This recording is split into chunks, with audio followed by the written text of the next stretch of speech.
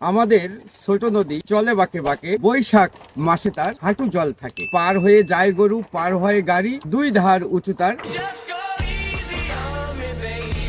ঢালু তার পারি। আসসালামু আলাইকুম, কেমন আছেন? আমার আরো একটি নতুন ভিডিওতে আপনাদের সবাইকে স্বাগত জানাচ্ছি। আমি যে জায়গাটায় দাঁড়িয়ে আছি এটা হচ্ছে আমাদের বদরগঞ্জের বিখ্যাত নদী যমুনাশ্বরী। এই নদীটি অনেকেই মনে করে যে তিস্তা নদী থেকে এই নদীটির উৎপত্তি হয়েছে। মূলত এটা তিস্তা নদী থেকে এই নদীর উৎপত্তি হয়নি। এটা পঞ্চগড় দিয়ে যে করতোয়া নদী ঢুকেছে, সেই করতোয়া নদীর একটি শাখা নদী হচ্ছে আমাদের এই যমুনাশ্বরী নদী, যে আবার যমুনা নদীতে পতিত হয়েছে গাইবান্ধা দিয়ে, অর্থাৎ গাইবান্ধা জেলার মধ্য দিয়ে এই নদীটি আবার যমুনা নদীতে পতিত হয়েছে।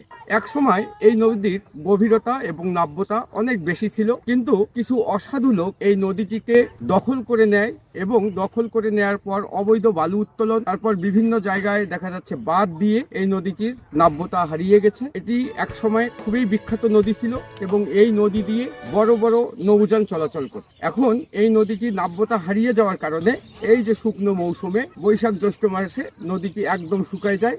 এখন পর্যন্ত নদীতে কিছু পানি দেখতেছেন এবং এটি আমাদের রংপুর জেলার বদরগঞ্জ উপজেলার যমুনেশ্বরী নদী, যেটা ইন্ডিয়ার করতোয়া নদী থেকে উৎপত্তি হয়েছে এবং যেটা পঞ্চগড় জেলা দিয়ে প্রবাহিত হয়ে নীলফামারী দিয়ে আমাদের এই বদরগঞ্জ উপজেলায় ঢুকেছে। এই নদীর সঙ্গে আমাদের শৈশবের অনেক স্মৃতি জড়িয়ে আছে। আমরা এই নদীতে গোসল করেছি, মাছ ধরেছি এবং এই নদীতে এক সময় অনেক বড় বড় মাছ পাওয়া যেত। তার মধ্যে বোয়াল, আইড়, কালিবাউস, গজার এই মাছগুলোও কিন্তু এই নদীতে পাওয়া যেত।